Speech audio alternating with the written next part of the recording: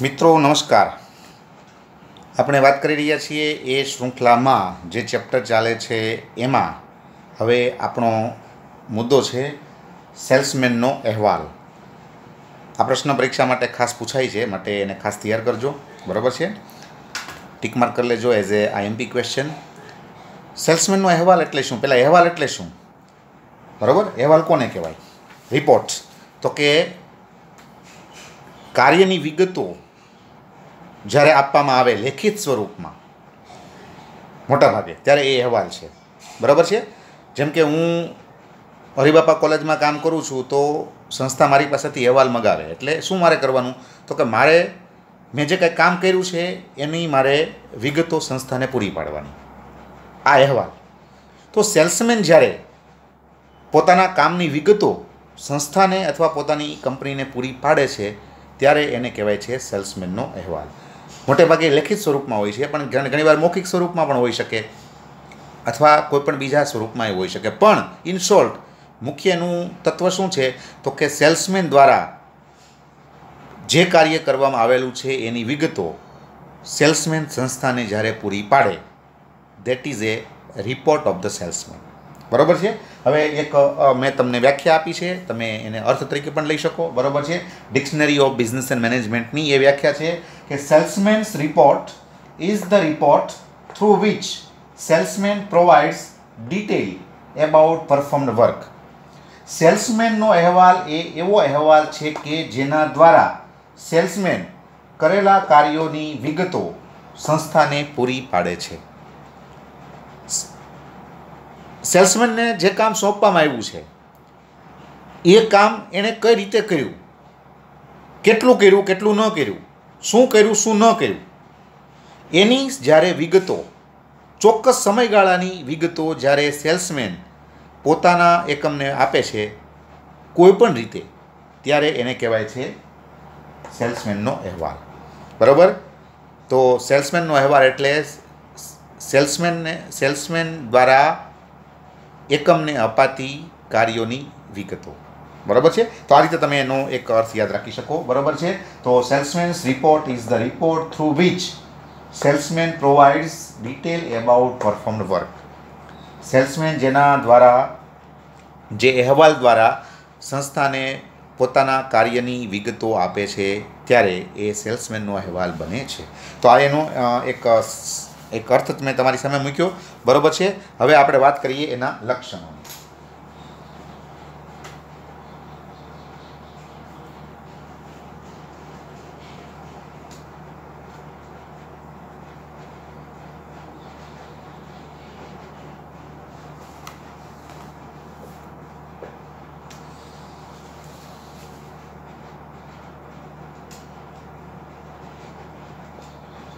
બરાબર? એના લક્ષણો માં પહેલું, નિયમિત રીતે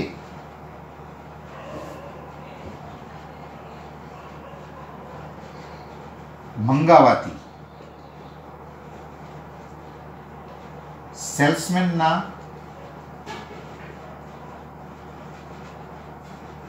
કાર્યોની વિગત। બીજું, મોટા ભાગે આ લેખિત અને છાપેલ ફોર્મમાં હોય છે। ત્રીજું, ગ્રાહકની મુલાકાત, કરેલ વેચાણ,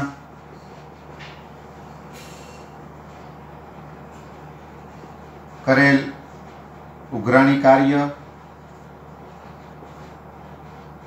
વગેરે જેવી વિગતોનો સમાવેશ થાય છે, બરાબર? જો અહીંયા જોવા જઈએ તો સૌથી પહેલી વાત તો નિયમિત રીતે સેલ્સમેનોના, અને નંબર 4 પણ લખી નાખો, નિયંત્રણ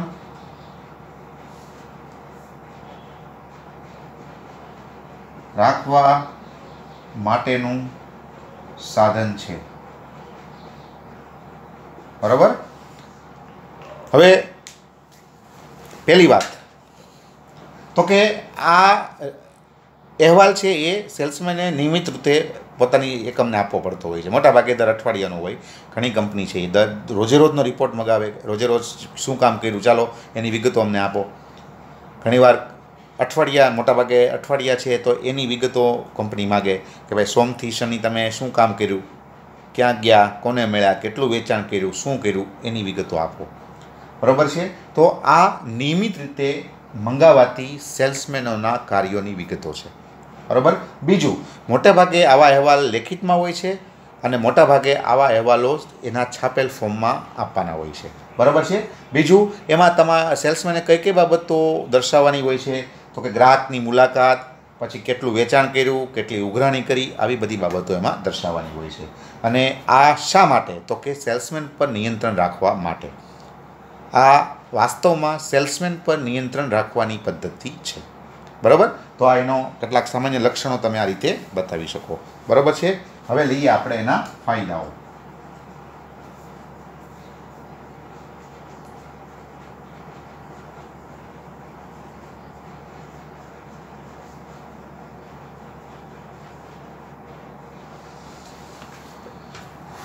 ફાયદાઓ.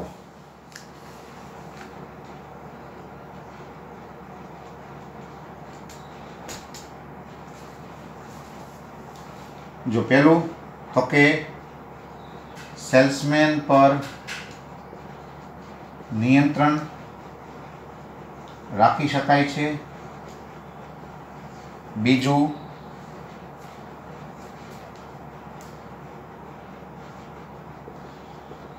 સેલ્સમેનની કાર્યક્ષમતા જાણી શકાય છે. ત્રીજું, બજાર ગ્રાહકો વિશે જાણકારી મળે છે.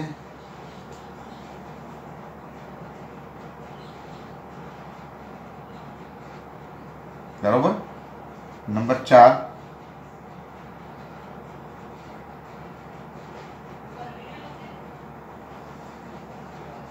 બજાર સંશોધન માટે ઉપયોગી છે. બરાબર. જો એના કેટલાક મુખ્ય કહી શકાય એવા ફાયદાઓ છે. બરાબર. પહેલો ફાયદો છે એમાં ફોર એક્ઝામ્પલ તો કે સેલ્સમેન ઉપર નિયંત્રણ રાખી શકાય છે. સેલ્સમેનને તમે કામ સોંપ્યું હોય એ કામ એણે કેટલું કર્યું, બરાબર, પછી એણે પોતાનું કામ કેવી રીતે કર્યું તો એ તમે જાણી શકો. એના ઉપર એ રીતે તમે નિયંત્રણ રાખી શકો. એનામાં ખામી હોય તો તમે દૂર કરી શકો. પછી તો કે સેલ્સમેનની કાર્યક્ષમતા જાણી શકાય. એને જે ટાર્ગેટો આપ્યા હતા એ ટાર્ગેટો એણે પૂરા કર્યા કે ન કર્યા, અથવા કેવી રીતે કર્યા, અથવા શા માટે ન કર્યા, એ અંગેની સંપૂર્ણ વિગત તમે અહેવાલ દ્વારા મેળવી શકો. એટલે સેલ્સમેન છે એની કાર્યક્ષમતા જાણી શકાય કે તમારો સેલ્સમેન કેટલો એફિશિયન્ટ છે. અને તમારે બજારની માહિતી મેળવવી હોય કે બજારમાં શું અત્યારે ચાલે છે, પછી તમારા ગ્રાહકો છે તો એમાં કેવો ટ્રેન્ડ છે, એના વલણો કેવા છે, તો એની તમને આમાં જાણકારી મળે છે. કારણ કે સેલ્સમેનના રિપોર્ટમાં એને બધી બાબતો દર્શાવવાની હોય છે કે ભાઈ બજારમાં કેવી પરિસ્થિતિ છે, બજારમાં કેવો ટ્રેન્ડ છે, કેવી ફેશન ચાલે છે, ગ્રાહકોના વલણો કેવા છે, ગ્રાહકોની આની પસંદગી કેવા પ્રકારની છે, એમાં કેવા પરિવર્તનો આવ્યા છે, આ બધી વિગતો એ એના સેલ્સ પોતાના રિપોર્ટમાં આપે છે. તો તમને ખ્યાલ આવે છે કે what is going on in the context of market and what is going on in the context of customers. તમારા ગ્રાહકોમાં શું ચાલી રહ્યું છે, બજારમાં શું ચાલી રહ્યું છે, તમને એનો ખ્યાલ આવે છે. એટલે એ અનુસાર તમે તમારી વ્યૂહરચના બદલાવી હોય, તમારે કંઈક તમારી પોલિસીઝમાં કંઈ ફેરફાર કરવો હોય તો તમે કરી શકો છો. અને છેલ્લામાં છેલ્લો ફાયદો તો કે બજાર સંશોધન માટે આ ઉપયોગી બને છે. તમે માર્કેટનું રિસર્ચ કરવા માગતા હો કે ભાઈ તમારા હરીફો શું કરે છે, ગ્રાહકો, સંભવિત ગ્રાહકો ક્યાં ક્યાં છે, તો તમે જે માર્કેટનું રિસર્ચ કરવા માગો છો એમાં તમને આ ઉપયોગી બને છે. તો આ બધા એના કેટલાક સામાન્ય કહી શકાય એવા ફાયદાઓ છે. બરાબર. હવે આપણે એનો એક સામાન્ય એનો નમૂનો પણ જોઈશું.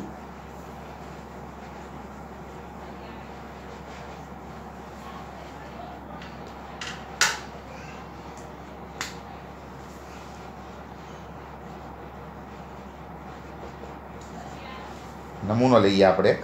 બરાબર.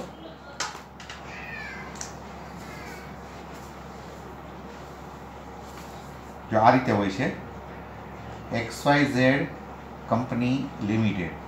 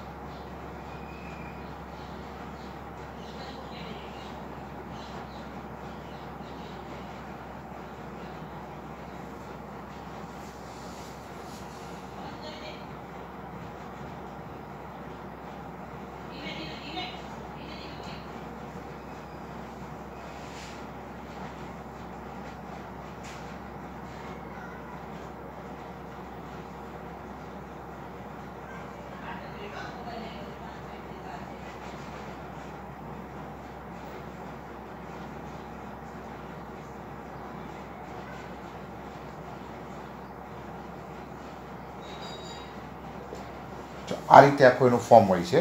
બરાબર. જો એમાં આ રીતે બધી કોલમો હોય. બરાબર.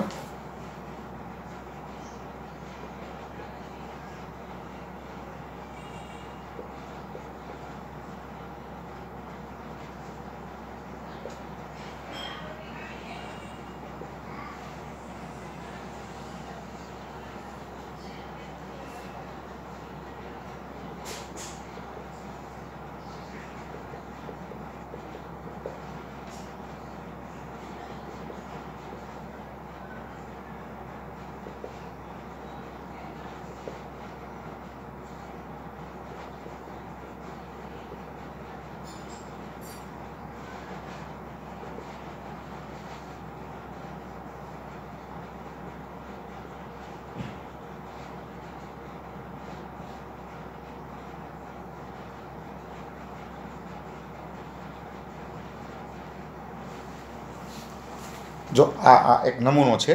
બરાબર. પરીક્ષામાં પૂછે તો તમે નમૂનો લખી શકો. બરાબર. આ રીતનું આખું હોય છે. પહેલાં કંપની નામ, પછી એમાં બીજામાં ઓલામાં અહેવાલનો સમય, તારીખથી તારીખ, અને સૂચના આપી હોય છે કે સાચી જ માહિતી આપવી અને ત્યાં કડક પગલાઓ લેવાશે. કારણ કે ઘણીવાર સેલ્સમેન ખોટી ખોટી વિગતો આપે તો એ કંપની માટે નુકસાનદાયક સાબિત થાય. તો આ રીતે શરૂઆતનું જે કોલમ છે એ આ રીતનું હોય છે. અને પછી આ રીતે એમાં સ્ટેપ બાય સ્ટેપ બધી વિગતો હોય છે. એમાં પહેલી વિગત હોય છે ફોર એક્ઝામ્પલ મુલાકાત લીધેલ ગ્રાહકોની વિગત. સેલ્સમેને જે કાંઈ ગ્રાહકોની મુલાકાત લીધી છે એની વિગતો એમાં એને દર્શાવવાની હોય છે. પછી ગ્રાહકોએ જે કાંઈ ફરિયાદો કરી હોય એ ફરિયાદો એમાં એને ઇન્ડિકેટ કરવાની હોય છે. પછી ગ્રાહકોએ જે કાંઈ પ્રશ્નો પૂછ્યા હોય એણે એ પ્રશ્નો બધા એમાં દર્શાવવાના હોય છે. ગ્રાહકોએ જે કાંઈ સજેશનો આપ્યા હોય એ બતાવવાના હોય છે. અને સેલ્સમેને ગ્રાહકના જે પ્રશ્નો હોય એના ક્યાં ક્યાં જવાબો આપ્યા છે, બરાબર, કઈ રીતે જવાબ આપ્યા છે એની વિગતો પણ એને દર્શાવવાની હોય છે. તો આ રીતે એને વિગતો હોય છે. 5 હજી પણ હોય છે.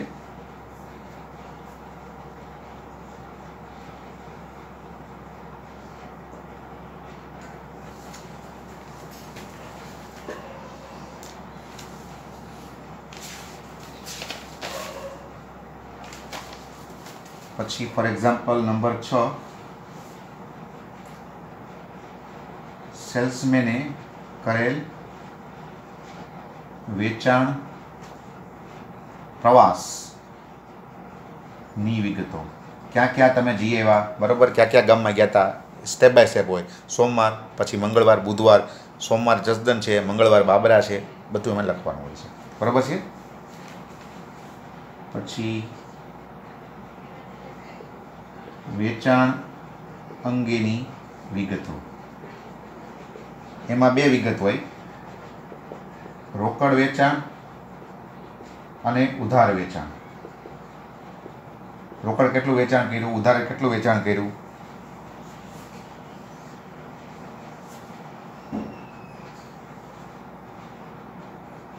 પછી ઉઘરાણી કાર્યની વિગતો, જે ઉઘરાણી કરી હોય એની વિગતો.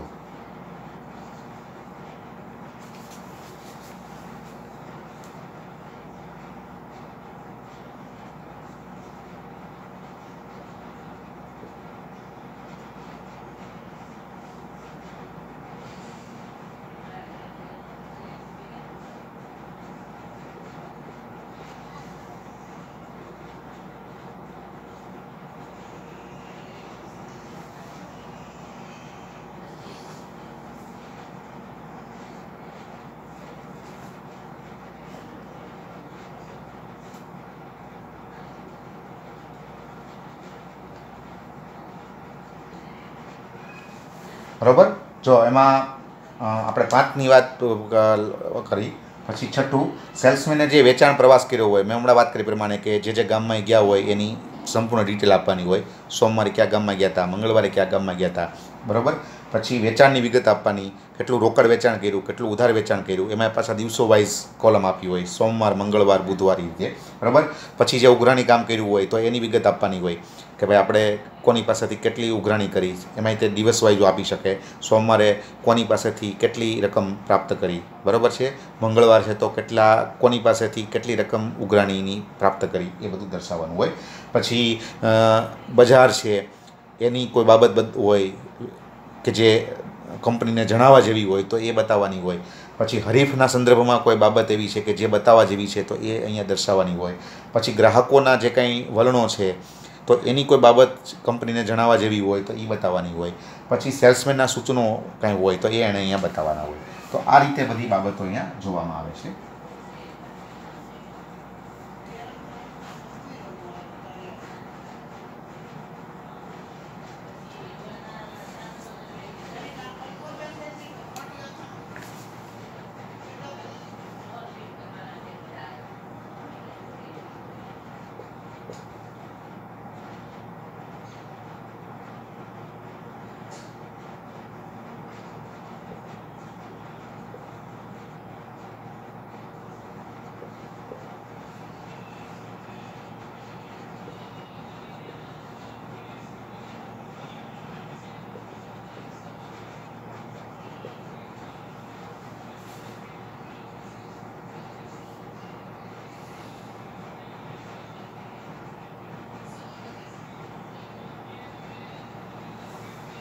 બરાબર, આ રીતે હોય છે. અને અહીંયા સ્થળ અને તારીખ,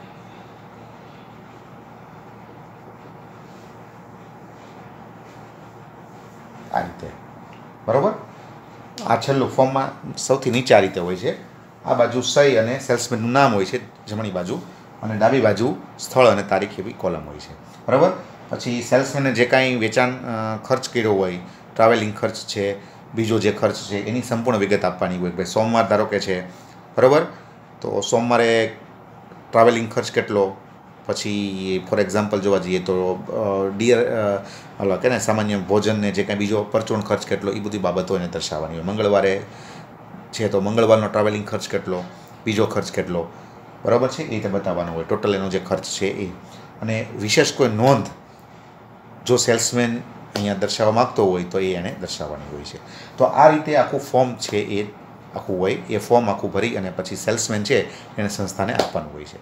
અને એ ફોર્મની અંદર આવી બધી બાબતો એને ભરવાની હોય છે કે કેટલું વેચાણ કર્યું, રોકડેથી કેટલું કર્યું, ઉધાર કેટલું કર્યું, કોને કોને મળ્યા, બજારની પરિસ્થિતિ કેવી છે, હરીફો શું કરે છે, હરીફોની સંદર્ભમાં કાંઈ જણાવવા જેવું હોય તો એ બાબત, ગ્રાહકોના સંદર્ભમાં કાંઈ જણાવવા જેવું હોય તો એ બાબત, આ બધી બાબતો આ રીતે આવા ફોર્મમાં દર્શાવેલી હોય છે, જે સેલ્સમેન પોતાની રીતે ભરે છે અને પછી એને વ્યવસ્થિત રીતે એને પોતાની ઓફિસમાં એ સબમિટ કરે છે. તો આ છે સેલ્સમેનના કાર્યોની વિગતો કે જે સેલ્સમેન આ રીતે સંસ્થાને આપે છે.